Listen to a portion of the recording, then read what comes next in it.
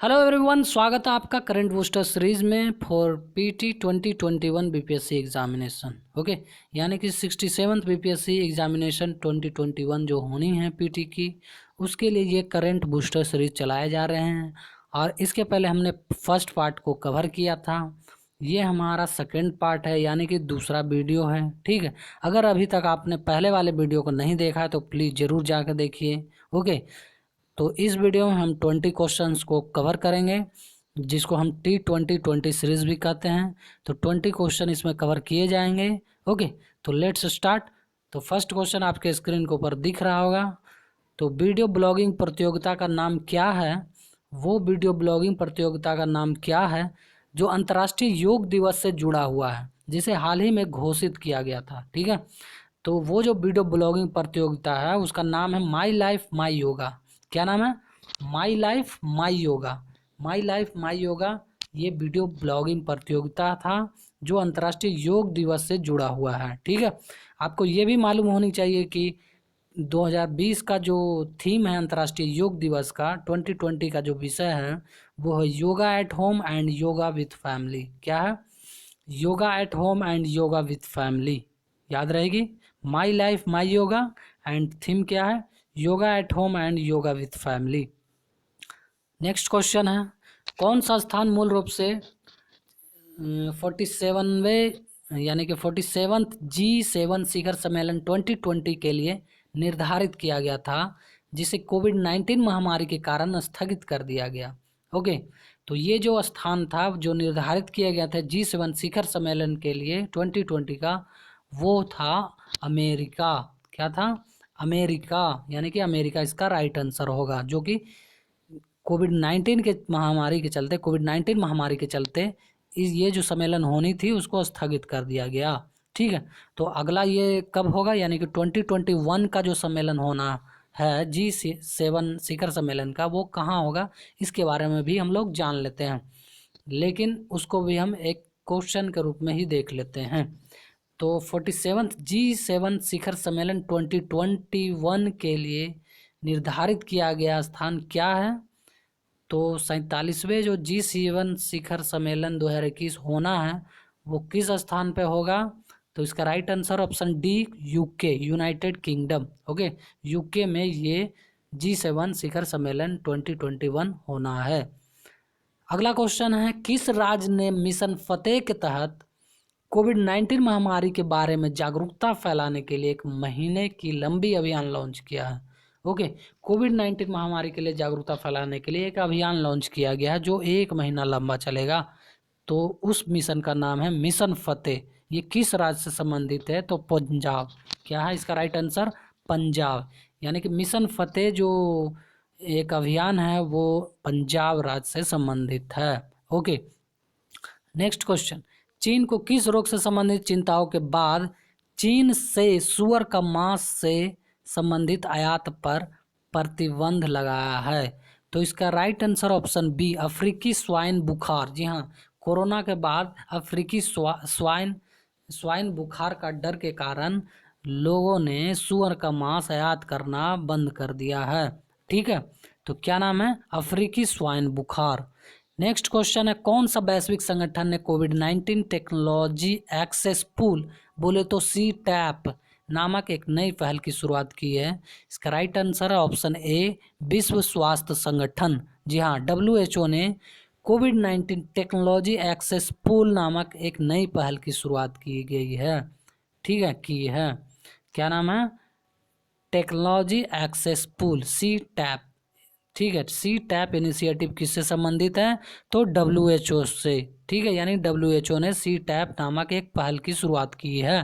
ठीक है, next question, United kingdom के लिए भारत के अगले उच्चायुक्त के रूप में किसे नियुक्त किया गया है?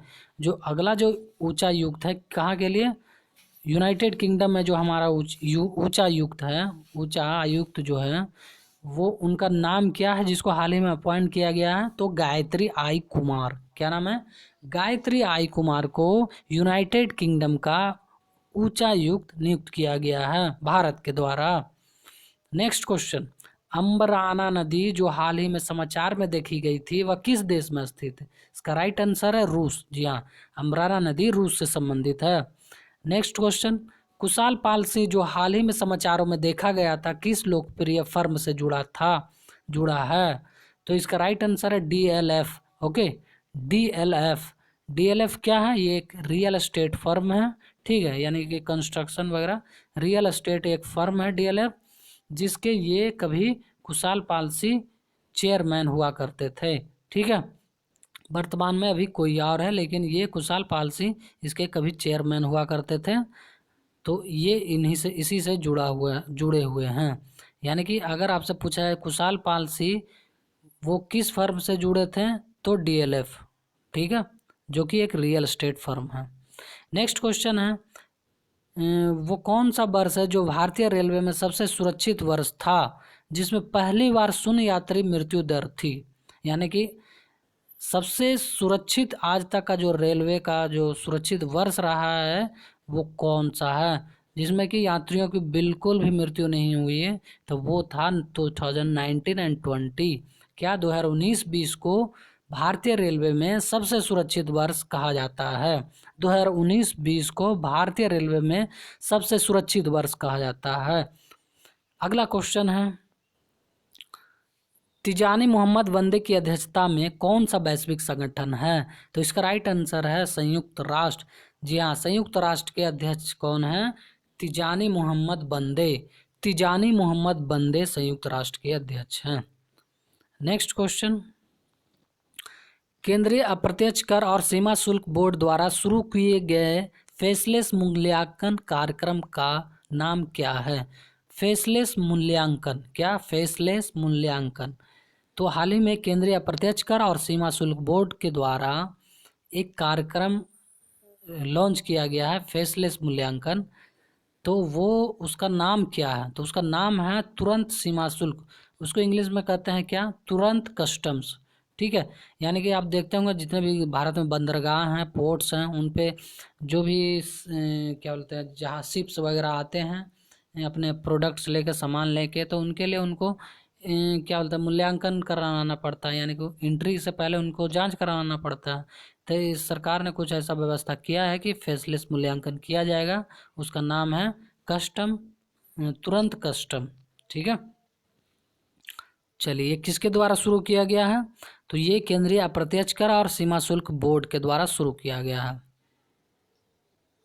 अगला क्वेश्चन, देश में निवेश की सुविधा के लिए हाल ही में गठित सचिवों के अधिकार प्राप्त समूह का प्रमुख कौन है? तो जैसे कि आप जानते हैं कि हाल ही में भारत में, यानी कि अपने देश में, निवेश को बढ़ावा देने के लिए कई तरह की समितियां और संगठन की गठित किए जाते हैं, समितियों का गठन किया जाता है। वैसा ही वर्तमान में निवेश की सुविधा कैसे बढ़े, इसके लिए एक सचिवों के अधिकार प्राप्त समूहों का गठन किया गया है। तो उसके अध्यक्ष कौन है, उसका नाम बताना, ठीक है। उनके प्रमुख कौन है, सॉरी, सचिवों के अधिकार प्राप्त समूह का प्रमुख कौन है? तो इसका right answer option C, cabinet सचिव। जी हाँ, कैबिनेट सचिव जो हैं सचिवों के अधिकार प्राप्त समूह का प्रमुख है। Next question, national institute for space research के अनुसार मई 2020 में किस जंगल में 829 वर्ग किलोमीटर का वनों की कटाई देखी गई है? यानी कि वहाँ पेड़ सब काट दिए गए हैं। तो किस जंगल में पेड़ों की कटाई देखने को मिली है? तो इसका राइट आंसर ऑप्शन ए, Amazon rain forest. Amazon rain forest में पेड़ों की कटाई की गई है। लगभग 829 वर्ग किलोमीटर पेड़ों को काट दिया गया है और एकदम खाली सा कर दिया गया। तो ये जो रिपोर्ट पब्लिश किया गया है वो national institute for space research के द्वारा किया गया था। ओके, अमेजन रेन फॉरेस्ट कहाँ है? ब्राज़ील में। ओके, इसको हार्ट ऑफ द क्या बोलता, सॉरी कुछ था, मतलब हार्ट ऑफ द वर्ल्ड कहते हैं, ठीक है। यानी कि इस दुनिया का ज़्यादातर ऑक्सीजन जो आता है अमेजन फॉरेस्ट से आता है। पूरी दुनिया का ऑक्सीजन में अमेजन फॉरेस्ट का योगदान काफ़ी अत्यधिक है, ठीक है। ओके, नेक्स्ट क्वेश्चन,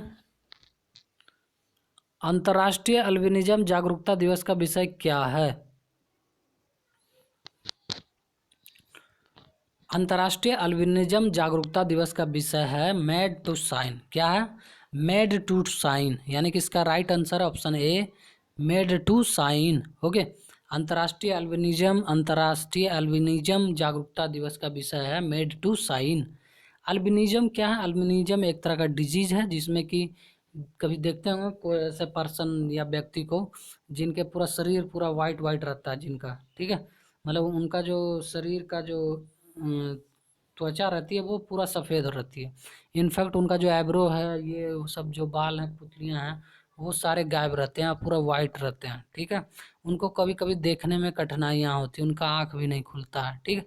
तो वैसे जो बीमारी है उनको कहते हैं अल्बिनिज्म। क्या कहते हैं? अल्बिनिज्म। ओके, अगला क्वेश्चन है, भारत के किस केंद्रीय मंत्रालय ने भारतीय क्षेत्र पर जलवायु परिवर्तन का आकलन शीर्षक से एक रिपोर्ट जारी की है? यानी कि भारतीय क्षेत्र पर जलवायु परिवर्तन का आकलन नामक एक शीर्षक देकर एक रिपोर्ट जारी किया गया है। तो वो किस केंद्रीय मंत्रालय द्वारा जारी किया गया है? तो इसका राइट आंसर ऑप्शन बी, पृथ्वी विज्ञान मंत्रालय। जी हाँ, पृथ्वी विज्ञान मंत्रालय ने एक रिपोर्ट जारी की है जिसका नाम है भारतीय क्षेत्र पर जलवायु परिवर्तन का आकलन। क्या नाम है? भारतीय क्षेत्र पर जलवायु परिवर्तन का आकलन नामक एक रिपोर्ट जारी किया गया, किसके द्वारा? पृथ्वी विज्ञान मंत्रालय के द्वारा, ठीक है, अर्थ साइंस मिनिस्ट्री द्वारा, ठीक है। नेक्स्ट क्वेश्चन है, विश्व आर्थिक मंच द्वारा किस भारतीय वित्तीय स्टार्टअप फर्म को प्रौद्योगिकी अग्रणी के रूप में सम्मानित किया गया है? प्रौद्योगिकी अग्रणी के रूप में सम्मानित किया गया है। तो वो जो भारतीय वित्तीय स्टार्टअप फर्म है उनका नाम है ऑप्शन ए, जेस्ट मनी। क्या नाम है? जेस्ट मनी, जो कि एक स्टार्टअप फर्म है, वित्तीय स्टार्टअप फर्म है, उसको प्रौद्योगिकी अग्रणी के रूप में सम्मानित किया गया है। किसके द्वारा? विश्व आर्थिक मंच के द्वारा, वर्ल्ड इकोनॉमिक फोरम के द्वारा, WEF द्वारा। क्या? वर्ल्ड इकोनॉमिक फोरम द्वारा सम्मानित किया गया किसको? जेस्ट मनी स्टार्टअप फर्म को, ठीक है। नेक्स्ट क्वेश्चन है, अंतर्राष्ट्रीय योग दिवस को चिन्हित करने के लिए किस केंद्रीय मंत्रालय को भारत एक सांस्कृतिक खजाना नामक एक विशेष सत्र आयोजित करना है? क्या? भारत एक सांस्कृतिक खजाना नामक एक विशेष सत्र आयोजित करना है। तो अंतर्राष्ट्रीय योग दिवस को चिन्हित करने के लिए ऐसा किया जा रहा है। तो किस केंद्रीय मंत्रालय को ऐसा करना है? तो इसका राइट आंसर ऑप्शन बी, पर्यटन मंत्रालय। पर्यटन मंत्रालय को भारत एक सांस्कृतिक खजाना नामक एक विशेष सत्र आयोजित करने की बात की जा रही है। किसके द्वारा? पर्यटन मंत्रालय द्वारा। अगला क्वेश्चन है, किस देश ने बांग्लादेश से निर्यात का 97% शुल्क में छूट प्रदान की है? किस देश ने बांग्लादेश से निर्यात का 97% शुल्क में छूट प्रदान की है? बांग्लादेश से निर्यात का। इसका राइट आंसर ऑप्शन सी, चीन ने। जान लीजिए, अपना पड़ोसी है चीन। तो ये सब इसकी चाल होती है, मूवमेंट होती है। बताइए, 97% शुल्क में छूट दे दिया है, तो इससे क्या होगा कि जो निर्यात होनी है, मतलब बांग्लादेश और चीन के बीच करीबियाँ और बढ़ेगी, रिश्ते बढ़ेंगे, भारत साथ दूरियाँ घट बढ़ेगी। तो ये सब होते रहता है इंटरनेशनली डिप्लोमेटिक लेवल पे, ठीक है। तो खैर हमें क्या लेना देना। किस देश ने बांग्लादेश से निर्यात का 97% शुल्क में छूट प्रदान की है? तो चीन ने, ठीक है, याद रखिएगा। अगला क्वेश्चन, किस भारतीय को विश्व बैंक के कार्यकारी निदेशक, बोले तो ED, एग्जीक्यूटिव डायरेक्टर के वरिष्ठ सलाहकार के रूप में नियुक्त किया गया है? वरिष्ठ सलाहकार के रूप में नियुक्त किया गया है, उसका नाम है राजीव टोपनो। क्या नाम है? राजीव टोपनो। राजीव टोपनो को वरिष्ठ सलाहकार के रूप में नियुक्त किया गया है, विश्व बैंक के कार्यकारी निदेशक के वरिष्ठ सलाहकार, यानी जो वर्ल्ड बैंक के जो एग्जीक्यूटिव डायरेक्टर हैं उनके एडवाइजर के रूप में एक भारतीय को नियुक्त किया गया। उनका नाम है राजीव टोपन्नो। क्या नाम है? राजीव टोपन्नो। राजीव टोपन्नो को नियुक्त किया गया है, ठीक है। ओके, अगला क्वेश्चन है, भारत ने किस देश के साथ mutual logistic support agreement mutual logistic support agreement पर हस्ताक्षर किया है? भारत ने हाल ही में किस देश के साथ म्यूचुअल लॉजिस्टिक सपोर्ट एग्रीमेंट पर हस्ताक्षर किए हैं? तो इसका राइट आंसर है ऑस्ट्रेलिया। जी हाँ, ऑस्ट्रेलिया के साथ भारत ने म्यूचुअल लॉजिस्टिक सपोर्ट एग्रीमेंट पर हस्ताक्षर किया है। ठीक है, MLSA पर हस्ताक्षर किया है, म्यूचुअल लॉजिस्टिक सपोर्ट एग्रीमेंट। ठीक है, लॉजिस्टिक सपोर्ट एग्रीमेंट ऑस्ट्रेलिया के साथ, जो हाल ही में जो वर्चुअल बायलैटरल समिट हुआ था हम दोनों का, यानी कि भारत और ऑस्ट्रेलिया का, क्या हुआ था? वर्चुअल बायलैटरल, यानी कि वर्चुअली, यानी कि डिजिटली, मतलब कैमरे पे, ना कि मिल के, तो उसको हम लोग वर्चुअल कहेंगे। ठीक है, तो वर्चुअल द्विपक्षीय समिट हुआ था ऑस्ट्रेलिया और भारत के बीच में, उसमें ये एग्रीमेंट हुआ था। ठीक है, क्या एग्रीमेंट का नाम है? Mutual logistic support agreement. ठीक है, ये जो एग्रीमेंट है वो डिफेंस से संबंधित है। ये जो समझौता है वो किससे संबंधित है? डिफेंस से, रक्षा से। ठीक है, तो रक्षा से इसमें क्या होगा, ये जो एग्रीमेंट हुआ उससे क्या होगा कि दोनों साइड के जो मिलिट्री हैं उनको अलाउ करेगा, मतलब use basis of each other, मतलब दोनों के जो बेस हैं उनको यूज करने हेतु ये अलाउ करते हैं एग्रीमेंट।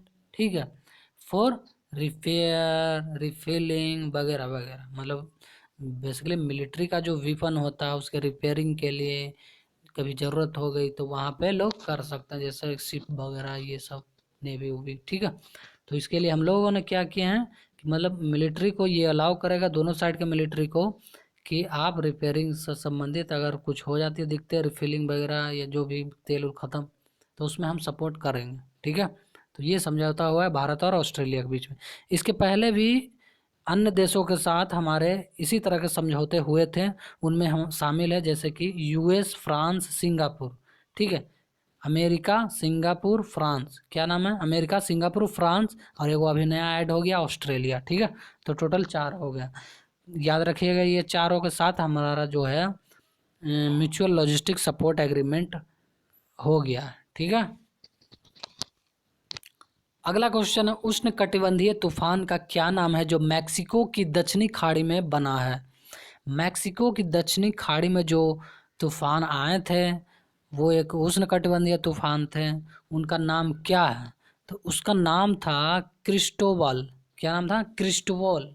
क्रिस्टोबल नामक एक ट्रॉपिकल साइक्लोन आया था मैक्सिको के दक्षिणी खाड़ी में। कहाँ आया था? मैक्सिको की दक्षिणी खाड़ी में। ठीक है, जिसके कारण हैवी फ्लड थ्रेट हो गए थे, यानी कि काफ़ी ज़्यादा बाढ़ आ गई थी, जिससे काफ़ी नुकसान भी हुए थे। ठीक है, तो आम जनजीवन भी अस्त व्यस्त हो गया था। तो ये उष्णकटिबंधीय तूफान था, उसका नाम था क्रिस्टोबल। ये जो साइक्लोन था उसका नाम क्या था? क्रिस्टोबल, मैक्सिको की खाड़ी में आया था। तो थैंक यू दोस्तों, आई होप कि आपको अच्छे लगे होंगे ये सीरीज़। अगर अच्छा लगता है तो प्लीज़ इस वीडियो को लाइक करिए और अपने दोस्तों के साथ ज़्यादा से ज़्यादा शेयर करिए, ताकि इसका फ़ायदा उन लोग भी उठा सकें। और हाँ दोस्तों, अगर अभी तक आपने इस चैनल को सब्सक्राइब नहीं किया है तो प्लीज़ ज़रूर करिए। ठीक है, साथ ही बेल आइकन को भी दबा दीजिएगा, ताकि हमारी अगली आने वाली वीडियो का नोटिफिकेशन आपको समय से मिल जाए। ठीक है, तो सब्सक्राइब कर लीजिए। ठीक है, नहीं तो दहासू सर आ जाएंगे।